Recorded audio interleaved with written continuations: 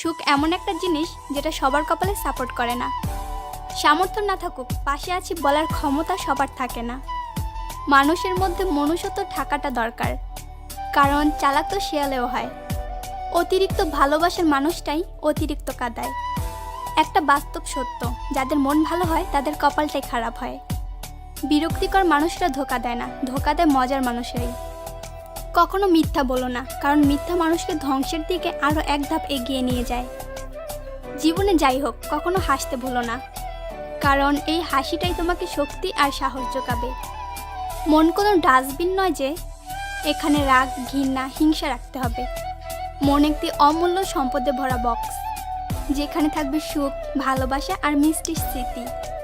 জীবনকে কেঁদে ভাসিয়ে দেওয়ার থেকে হেসে উড়িয়ে দেওয়া অনেক ভালো। সম্পর্ক হলো বিদ্যুৎ কানেকশনের মতো, যা একবার ভুল জুড়ে গেলে সারা জীবন শক দিবে, আর যা সঠিক জুড়ে গেলে সারা জীবন আলোকিত করে রাখবে।